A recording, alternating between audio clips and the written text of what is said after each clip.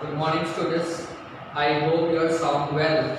Today, we will start chapter number 2 in SS class A. Chapter name is What is Around Us. In the previous chapter, we have done the history part. Now, we are doing the geography one. So, let me start our chapter. Dharmin was roaming in the garden with his mother. अब धर्मीन है वो अपनी mother के साथ garden में घूमने गया है। While walking a question arose in his mind, उसके माइंड में एक क्वेश्चन आता है। धर्मीन उसकी मम्मी को पूछता है what is land made of, land किसकी बनी है वो पूछता है। मदर रिप्लाई करती है क्या तुमने do you see the sun every day, क्या तुमने सन को देखा है daily? Yes. The sun too has family which is known as solar family. सन की भी फैमिली है, जैसे क्या कहते हैं सोलर फैमिली कहते हैं। Our Earth is one of the member of solar family. हमारा अर्थ भी एक मेंबर है सोलर फैमिली का। और मोस्ट इम्पोर्टेंट क्या है यहाँ पे, अर्थ ही ऐसा है जो फैमिली मेंबर है सोलर फैमिली में जिसमें लाइफ पॉसिबल है, लिविंग बीइंग रहते हैं वहाँ पर, सूटेबल टेम्परेचर है, वाटर है। इसलिए स्फीयर्स है, कौन से लिथोस्फीयर, हाइड्रोस्फीयर, एटमॉस्फेयर, और ये सारे को कंबाइन करके क्या होता है बायोस्फीयर। तो today the chapter is based on 3 sphere plus the total of 3 sphere, lithosphere, hydrosphere, atmosphere, और ये तीनों का कॉम्बिनेशन है उसको क्या बोलते हैं बायोस्फीयर बोलते हैं। Generally, it is believed the part of sun which has been detached from the sun after the collision is Earth. At the time of its origin, it was in the form of fireball. अब generally ऐसा बोला जाता है कि सन का ही part था पहले, और कोलिजन मतलब टकराव हुआ, उसकी वजह से अर्थ फॉर्म हुआ, और पहले अर्थ क्या था, एक फायरबॉल था, आग का गोला था। The fireball started to cool down slowly. जो फायरबॉल है धीरे धीरे ठंडा होता गया, और बहुत सारे अर्थ में एलिमेंट्स ट्रांसफॉर्म होते गए into liquid and further into solid form. पहले लिक्विड में हुए, धीरे धीरे पिघलने लग गया, फिर बाद में वो सॉलिड में फॉर्म हो गया। और ये प्रोसेस से which is got transferred in the solid are known as lithosphere. जो सॉलिड में ट्रांसफर हो गए उसको क्या बोलते हैं लिथोस्फीयर बोलते हैं। Litho means rock and sphere means layer, मतलब रॉक की लेयर होगी उसे लिथोस्फीयर कहा जाएगा। The element which is got transform to liquid, जो लिक्विड में ट्रांसफर हुआ इट इज कॉल्ड हाइड्रोस्फीयर, और जो गैसेस में ट्रांसफर हुआ वो एटमॉस्फेयर हुआ, और ये तीनों का combination means land, water and air का कॉम्बिनेशन को क्या कहा गया बायोस्फीयर कहा गया। और in this way 4 sphere came to existence on earth, और अर्थ में ये 4 स्फीयर एग्जिस्टेंस में आए। लिथोस्फीयर क्या, litho means rock and sphere means layer, rock की लेयर मींस लिथोस्फीयर। अब ये अप्रोक्सीमेटली 29% ऑफ अर्थ सरफेस को कवर करता है। अप्रोक्सीमेटली कितना है 29% ऑफ अर्थ सरफेस को कवर करता है। This layer is almost 64 kilometre to 100 kilometre thick. 64 kilometre से लेके 100 किलोमीटर की मोटी लेयर है इसकी। थिकनेस है ना हर जगह सेम नहीं है, कहीं पर ज़्यादा है कहीं पर कम है। Similarly then interior and exterior do not have identical physical features, मतलब इंटीरियर और एक्सटीरियर का हर जगह सेम नहीं है। It is mostly made of substance like soil and rocks, mostly किससे बना है वो सॉइल एंड रॉक से बना है। लैंड फॉर्म्स, यहाँ पे लैंड फॉर्म्स कौन से, land forms like mountains, plateaus, plains and valleys are seen on lithosphere. Lithosphere में लैंड फॉर्म कौन से, माउंटेन्स हैं, प्लेट्यूज हैं, प्लेन्स हैं एंड वैलीज जो लिथोस्फीयर में पाए जाते हैं। अब यहाँ पर क्या है, जैसे हम लोग अर्थ के सेंटर में जाते हैं, temperature increase as we move toward the centre of the earth. जैसे हम लोग सेंटर की तरफ जा रहे हैं तो धीरे धीरे टेम्परेचर टेम्परेचर क्या हो रहा है, इंक्रीज हो रहा है। क्यों? क्योंकि ये पहले तो फायर वॉल ही था, इसीलिए कि अंदर का तो टेम्परेचर हाई ही होता है, टेम्परेचर इंक्रीज होने लग जाता है। और the molten rocks in the interior of the earth are known as magma। जो molten, जो पिघले हुए जो पत्थर है उसको जो अर्थ के डीप में है उसे क्या बोलते हैं, मैग्मा बोलते हैं। इसलिए जब वॉल्केनो इरप्ट होता है तो उसमें से क्या बाहर आता है, मैग्मा बाहर आता है। और मैग्मा क्या होता है, मोल्टन रॉक्स होता है, molten rocks. There are many gases present in the interior of the earth। Many gases present in the interior of the earth। अर्थ के अंदर बहुत सारे गैसेस भी हैं।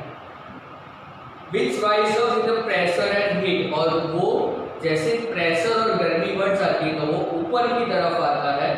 और इन दोनों के बीच में जो बैलेंस, मतलब जब ऊपर लैंड के ऊपर और लैंड के नीचे का प्रेशर मेंटेन नहीं हो पाता है, और उस टाइम पे क्या होता है, when the balance between the two is not maintained, मतलब मेंटेन नहीं हो रहा है, the crust breaks and a volcano erupts। तो crust है वो टूट जाता है, मतलब जो लैंड है वो फट जाती है और उसमें से क्या बाहर आता है, वॉल्केनो बाहर आता है। मतलब वॉल्केनो इरप्ट होने लग जाता है, मतलब उसमें से मैग्मा बाहर आने लग जाता है, जो जैसे हम लोग लावा बोलते हैं। नाउ द लिथोस्फीयर ऐसा है। Mummy, how is a lithosphere useful to us? सब पूछ रहा है वो, कौन पूछ रहा है, धर्मेंद्र पूछ रहा है कि लिथोस्फीयर अब हमारे लिए क्या यूजफुल है। Where we can construct our home like lithosphere is not there। Without lithosphere, how can we get a water to drink, agriculture for food, minerals for industries and forest। देखो, अब हमारा घर हम लोग लिथोस्फीयर लैंड के ऊपर ही बनाते हैं, वाटर पे नहीं बना रहे हम लोग। पानी पीने के लिए भी लैंड पे ही, लैंड के अंदर ही हम लोग डिग करते हैं और उसके बाद वहाँ से निकालते हैं। हम लोग एग्रीकल्चर करते हैं, फूड भी हमें वहाँ से मिलता है। मिनरल्स और इंडस्ट्रीज है वो भी हम लोग लैंड में से ही लेते हैं। मीन्स लिथोस्फीयर कितना इंपॉर्टेंट है, मतलब लिथोस्फीयर हमारी लाइफ में कितना इंपॉर्टेंट है।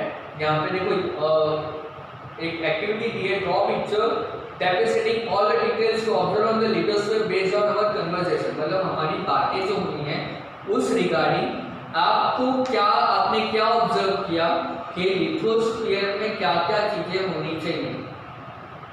Now move on to hydrosphere. Lithosphere खत्म हो गया, हाइड्रोस्फीयर में मूव करते हैं।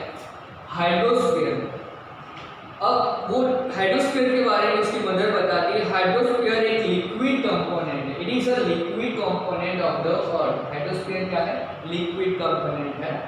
इट इंक्लूड्स, उसमें क्या क्या है, ओशियंस आते हैं, seas, lake, ponds, river and stream. जहां पे भी वाटर बॉडीज है, जितनी भी वाटर बॉडीज है वो क्या होगा, हाइड्रोस्फीयर होगा। Oceans, seas, lakes, ponds, river and streams, ये सारे के सारे कौन है, हाइड्रोस्फीयर है। The area of water is more than that of land. ये तो हमें पता ही है कि जो लैंड है वो 1/4 है। कितना है, ये 1/4 है और ये 3/4 है। मतलब हाइड्रोस्फीयर जो है वो 3/4 है हमारे अर्थ पे, और लिथोस्फीयर जो है वो 1/4 है।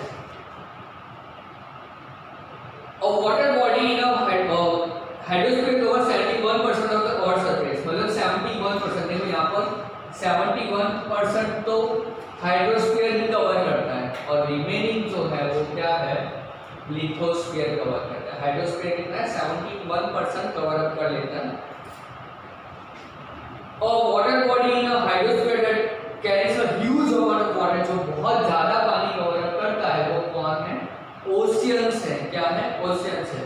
और कौन से ओशियंस हमारे वर्ल्ड में, मतलब हमारे अर्थ पे हैं, Pacific ocean, Atlantic ocean, Indian ocean, Arctic ocean and southern, south पे जो ओशन है साउदर्न ओशन, ये सारे ये ओशंस हैं। एंटार्क्टिक ओशन भी कहा जाता है उसे। ये ओशंस हैं जो हमारे अर्थ को कवर अप करते हैं और ये एक दूसरे से इंटरकनेक्टेड हैं, मतलब एक दूसरे से कनेक्टेड है। द वाटर बॉडी जो लैंड के नजदीक होते हैं, the water body close to the land are known as seas बोलते हैं उसे, बेस, स्ट्रेट्स, गल्फ्स एक्सेट्रा, ये सब कहा जाता है उन्हें। और ओशंस जो है, oceans on the earth are the huge and deep. Oceans क्या होते हैं, बहुत बड़े होते हैं और बहुत डीप होते हैं। पैसिफिक ओशन में माउंट एवरेस्ट से भी बड़ा एक पहाड़ है, मतलब वो कितना डीप होगा, उसके अंदर है, उसके अंदर इतना बड़ा पहाड़ है जो हिमालय, जो माउंट एवरेस्ट है उससे भी वो बड़ा है। तो ओशंस बहुत डीप होते हैं और बहुत बड़े होते हैं। Valleys with depth of 10 to 11 kilometres are located at their bottom, और उनके बॉटम पे, मतलब जहाँ पे वो एंड होते हैं वहाँ पर वैलीज होते हैं जो 10 to 11 किलोमीटर की डेप्थ होती है, वहाँ पर वैली मिलती है। Oceans bed has similar feature like that of surface of the अर्थ। जो अर्थ का सरफेस है वैसे ही सिमिलर उनके भी फीचर्स होते हैं, जैसे वहाँ पे हाई माउंटेन्स होते हैं, वहाँ पे प्लेट्यूज होते हैं, या तो वास्ट प्लेन्स होते हैं, वैलीज होते हैं, और इवन दो डेजर्ट्स भी होते हैं। अब वापस से जो धनवीर है वो क्वेश्चन पूछता है अपनी मदर को, mummy how much water is there in the seas, since sea water is solid is it useful to us. Obviously है, सी वाटर हम यूज नहीं कर सकते हैं, और इफ अगर हम लोग मशीनरी से उसे प्योरीफाई कर रहे हैं तो मशीन्स भी खराब हो सकती है बिकॉज ऑफ सॉल्ट, क्योंकि नमक उसे खराब कर सकता है। तो धनवीर अपनी मम्मी को क्वेश्चन पूछता है कि कितना वाटर है हमारे सीज में, क्या सी का वाटर सॉल्टी होता है, क्या वो हम यूज कर सकते हैं? यस, उसकी मम्मी बता दी।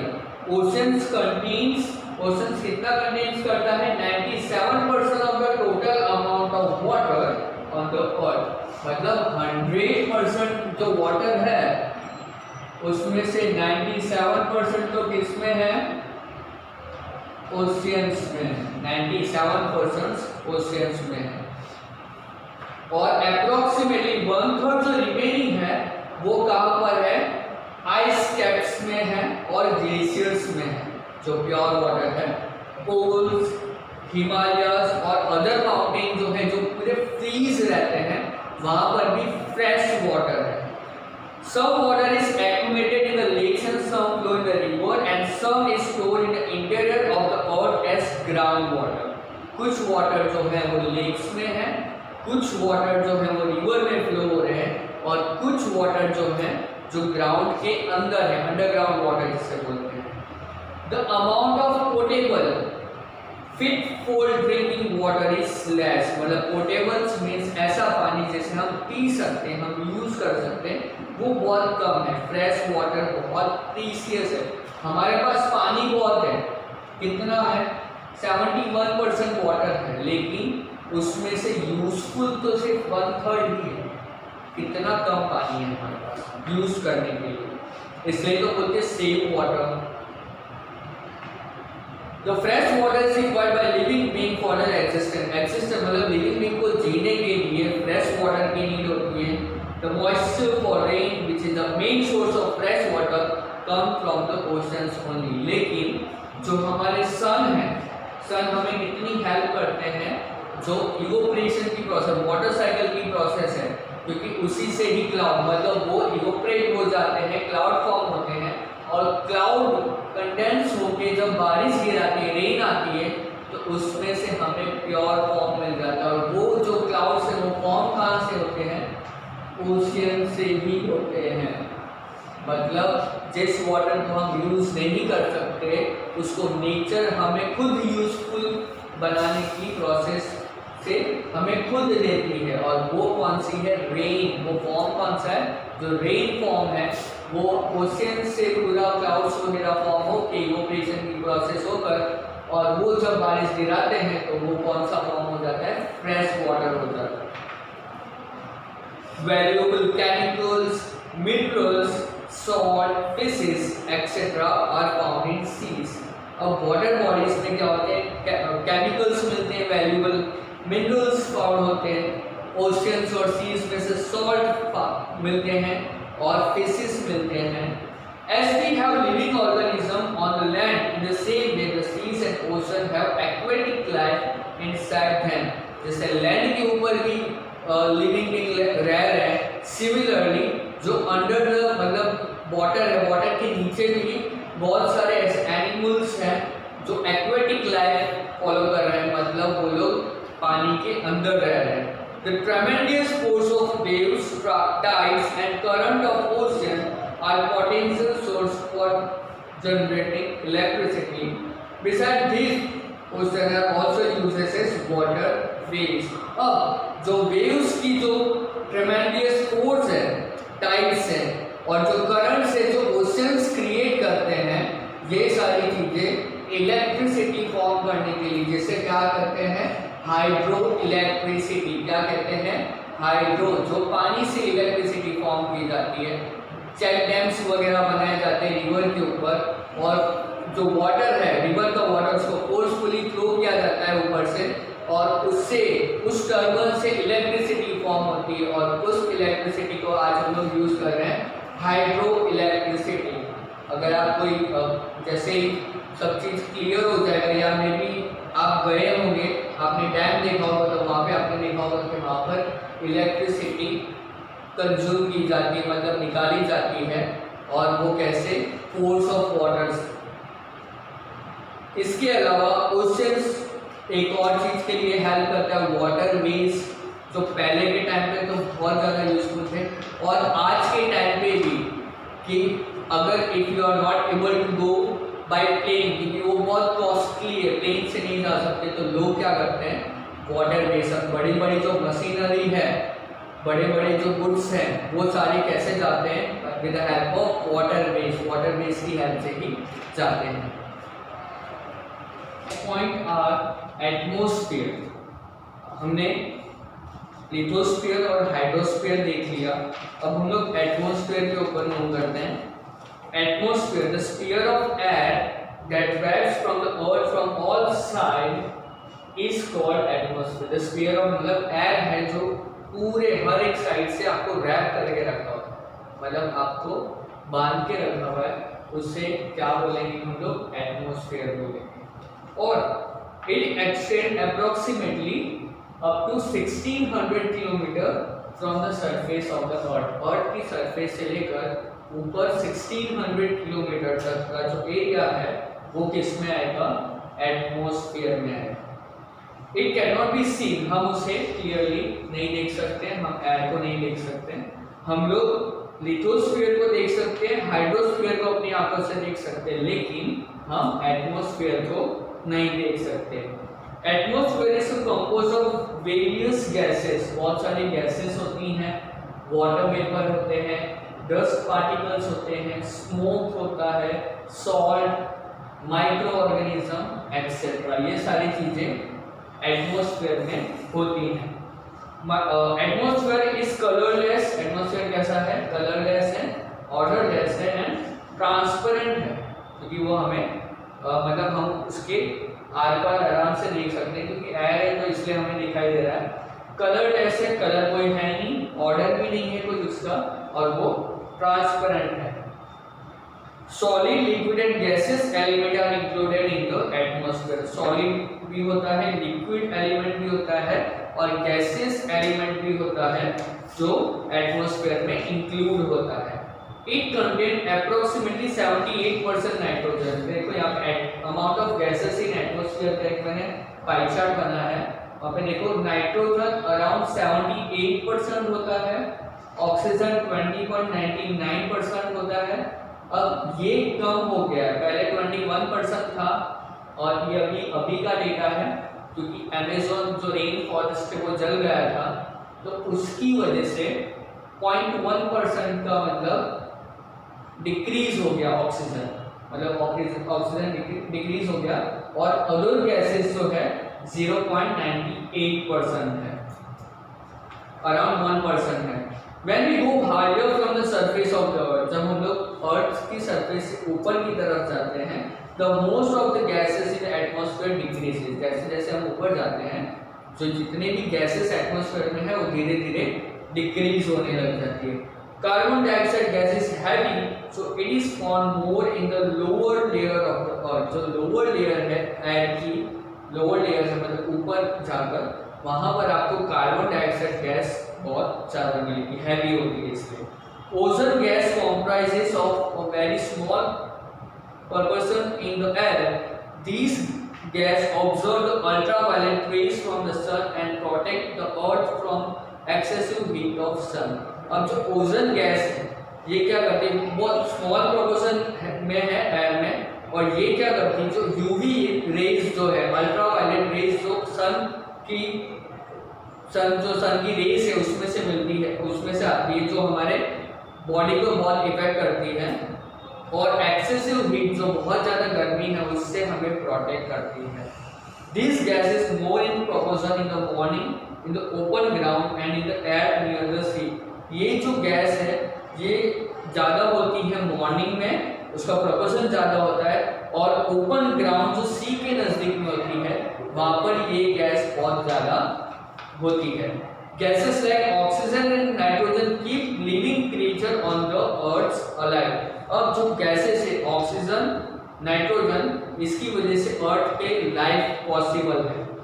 Nitrogen reduces the intensity of oxygen. Water is the most important in the atmosphere. अब नाइट्रोजन क्या करता है, जो ऑक्सीजन की इंटेंसिटी है उसको रेड्यूस करता है, और जो वाटर है मोस्ट इंपॉर्टेंट कंपोनेंट है एटमॉस्फेयर में. Due to heat the water in the form of vapour evaporate and mix with air which is known as moisture. जैसा अभी बोलते हैं कि मॉइस्चर फील हो रहा है, मतलब ह्यूमिडिटी ज़्यादा है. तो ये क्यों होता है, जो हीट होती है वो वाटर को क्या करती है, इवोपरेट करती है, और वो एयर के साथ मिक्सअप हो जाती है, और उसको क्या कहते हैं, मॉइस्चर कहते हैं. The process of cooling of vapour, जब वो प्रोसेस ठंडा हो जाता है उसको कंडेंसेशन बोलते हैं. कंडेंसेशन मतलब वो ठंडा हो गया.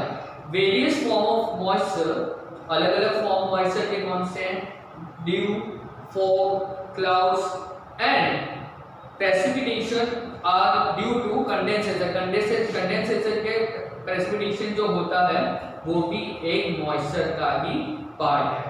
The effect of atmosphere is seen on human being in every aspect of life, such as their food habits, clothing habit, habitat, color, economic activities, etc. अब जो इफेक्ट है एटमॉस्फेयर का वो बहुत ज़्यादा होता है. जैसे फूड, अगर मैं कोई ह्यूमन प्लेस पे रह रहा हूँ तो मैं वहाँ पर क्या करूँगा, ह्यूमिडिटी ज़्यादा है तो वहाँ पर मेरे क्लोथ्स जो होंगे वो कॉटन के क्लोथ्स होंगे. मेरे जो फूड है वो भी एटमॉस्फेयर से रिलेटेड होंगे, मतलब वहाँ का एटमॉस्फेयर कैसा उससे रिलेटेड ही मैं खाना खाऊंगा. जो बॉडी का कलर है वो भी ऐसा होगा, और इकोनॉमिक एक्टिविटीज भी उस रिलेटेड ही होगी, जैसा एटमॉस्फेयरिक कंडीशन वहाँ पर होगा उस सिचुएशन के ही जैसे मैं वहाँ पर रहूँगा. Many dust particles are seen in the atmosphere. बहुत सारे डस्ट पार्टिकल्स दिखाई देते हैं एटमॉस्फेयर में. Spreading of sun rays are visible due to this particles. और आपने देखा होगा जब आप सन रेज में अपने ही बेडशीट है उसको अगर आप छिड़कते हो तो उसमें आपको पार्टिकल्स दिखाई देते हैं, वो आपकी डेड स्किन है. आपके घर में जो आपके बेड के ऊपर जो धूल आपको दिखाई देती है वो लिटरली धूल नहीं होती, वो आपकी स्किन होती है जो मर चुकी है. डेड स्किन कहा जाता है उसे. वो डेड स्किन होते हैं जो पार्टिकल्स के रूप में जब आप उसे छिड़कते हो तो सन की रेस में हमें विजिबल होती है. It is due to the dust particle that it does not suddenly turn dark after the sunset. It does not suddenly turn bright after the sunrise. The sun rays are reflected back with the help of this dust particle on the surface of the earth. We receive the light of the sun. We are able to listen the sound due to the presence of atmosphere. That is why radio and Doordarshan telecast is possible. देखो sunlight की help से, sunlight की help से हमें मतलब dust particle की वजह से ही हमें सन की जो एटमॉस्फेयर है उसकी वजह से ही हमें जो सुटेबल सन की जो रेज है, सनशाइन है, वो हमें मिल पाती है. और because of the atmosphere only और ऑक्सीजन की वजह से ही, आपको पता है ऑक्सीजन की वजह से ही फायर हम जला सकते हैं. जैसे अगर आप ये एक्सपेरिमेंट करना चाहो तो कर सकते हो. कैंडल लेकर और कैंडल को एक ग्लास के नीचे, एक ग्लास का जो ग्लास होगा मतलब उसके अंदर में उसको रख दो और थोड़ी ही देर में जैसे ही उस ग्लास के अंदर का ऑक्सीजन खत्म हो जाएगा तो वो जो फायर जो ग्लो हुआ था वो अपने आप ही बुझ जाएगा। यहाँ पर भी ऐसा ही है कि बिकॉज ऑफ द एटमोस्फियर हम लोग साउंड सुन सकते हैं, मतलब हमें साउंड जो सुनाई देता है वो भी एटमोस्फेयर की वजह से ही हो रहा है। इसकी वजह से रेडियो दूरदर्शन जो है वो पॉसिबल हुआ है, रेडियो दूरदर्शन जो है वो पॉसिबल हुआ है। नाउ एटमोस्फेयर पार्ट हो गया, we will move on to the biosphere. हम बायोस्फीयर पे जाएंगे। Biosphere the part of lithosphere, hydrosphere and atmosphere. मतलब बायोस्फीयर क्या है? लिथोस्फीयर, हाइड्रोस्फीयर एंड एटमोस्फीयर का जो कॉम्बिनेशन है उसे क्या कहते हैं? बायोस्फीयर बोलते हैं। और बायोस्फीयर एक इंपॉर्टेंट स्फीयर है अर्थ का, और earth is the only planet हमारे सिस्टम, हमारे जो सोलर फैमिली है उस अर्थ ही एक ऐसा प्लैनेट है जिसमें बायोस्फीयर है। बायोस्फीयर क्या में क्या क्या इंक्लूड्स होता है? वेजिटेशन आ जाती है, एनिमल्स आ जाते हैं, इंसेक्ट्स आ जाते हैं, ह्यूमन बींग्स मतलब वाटर के नीचे भी, लैंड के ऊपर भी, और हवा में भी जितने भी है वो सब चीज किसमें कंसीडर हो जाती है? बायोस्फीयर में।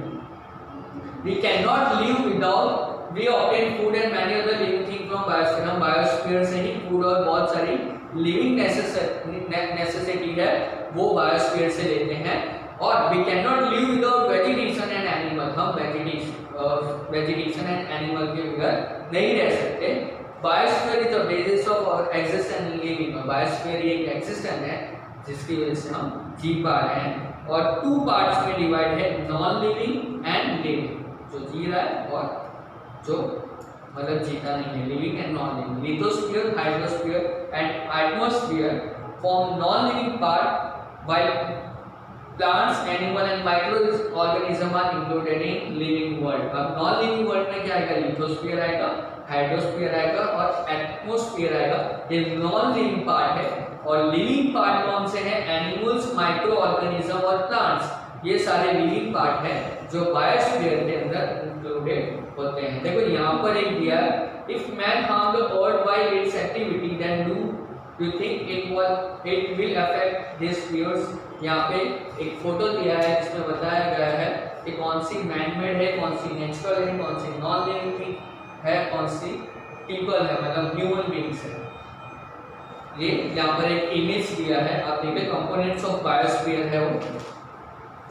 Human being knowingly and unknowingly undertake many activities for their development.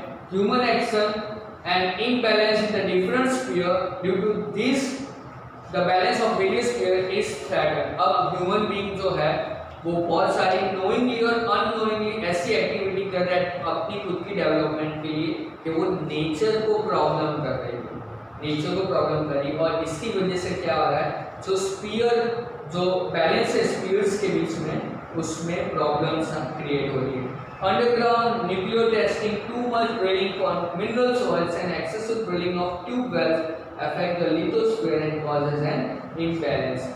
बहुत सारी न्यूक्लियर टेस्टिंग होती है अंडरग्राउंड, बहुत ज़्यादा ड्रिल कर दिया जाता है मिनरल ऑयल को फाइंड करने के लिए, या ट्यूबवेल, जो ट्यूबवेल बनाए जाते हैं, जो हैंडपम्प वगैरह या वेल वगैरह वो सब बनाए जाते हैं, तो उसको बहुत ज़्यादा डील कर दिया जाता है। तो इसकी वजह से लिथोस्फीयर में इम्बैलेंस क्रिएट हो रहा है। The dumping of waste from villages and cities along with industrial waste into the water bodies pollute them. The polar caps have started melting due to increasing heat। अब pollution बढ़ रहा है तो उसकी वजह से क्या हो रहा है? हीट बढ़ रहा है, और हीट की वजह से क्या हो रहा है? हाइड्रोस्फीयर इफेक्ट हो रहा है। मतलब जो आइस कैप्स वगैरह हैं वो पिघल रहे हैं और वो किस में मर्ज हो रहे हैं? ओशियंस में मर्ज हो रहे हैं, और वाटर लेवल है वो इंक्रीज हो रहा है और धीरे धीरे वो लैंड को कवर अप कर रहा है, मतलब लैंड को अपने अंडर में ले रहा है, और इसलिए जो लैंड है वो धीरे धीरे कम हो रही है और जो वाटर लेवल है वो इंक्रीज हो रहा है। The oil spills from ship and disposal of industrial and chemical waste into water causes the destruction of marine life, which is highly dangerous for hydrosphere। अब हाइड्रोस्फीयर के लिए बहुत सारे ऑयल जो शिप है वो उसके अंदर मतलब अगर संपर्क घुट जाती है, या बहुत सारी ऐसे केमिकल्स वगैरह हैं जो वो लोग वाटर बॉडीज में डाल देते हैं। अभी करंट का एक है कि रसिया में ऐसा हुआ है कि ऑयल लीक हो गया है रिवर में, और ऐसा मतलब साइंटिस्ट बिलीव कर रहे हैं कि उसे क्लीन करने के लिए 10 ईयर्स लगेंगे, उन्हें 10 साल लगेंगे। मतलब 10 साल तक उस रिवर में कोई जो एक्वेटिक एनिमल है वो जी नहीं पाएगा, और वो पानी किसी भी काम का नहीं होगा। मतलब हम ही हमारी लाइफ को थ्रेटन कर रहे हैं, नुकसान कर रहे हैं, क्योंकि हम लोग नेचर को नुकसान कर रहे हैं, इसलिए नेचर हमें उल्टा नुकसान हो रहा है। Harmful gases emitted by industries, birds of power station and vehicle pollute air. The areas with the higher frequency of vehicle shows increased rates of carbon monoxide in the air. अब हम लोग बहुत सारे इंडस्ट्रीज से, workshop से, power station और vehicle से air को भी पॉल्यूट कर रहे हैं, और ये हायर फ्रीक्वेंसी जो व्हीकल्स हैं वो क्या कर रहे हैं, कार्बन मोनोऑक्साइड एयर में मिक्सअप कर रहे हैं। The amount of CO2 in air increases due to the cutting of trees, और ट्रीज कट रहे हैं, हम CO2 ही एक्सेड हम निकालते हैं, तो ऑक्सीजन देने के लिए ट्रीज ही नहीं है, मतलब उस कार्बन डाइऑक्साइड को लेकर ऑक्सीजन देने के लिए ट्रीज ही नहीं है, तो फिर इसकी वजह से क्या हो रहा है, कार्बन डाइऑक्साइड बहुत इंक्रीज हो रहा है, और इसकी वजह से heat on the earth increases due to increase in CO2 in air. Air में CO2 इंक्रीज हो रहा है, इसकी वजह से गर्मी बहुत ज़्यादा बढ़ रही है।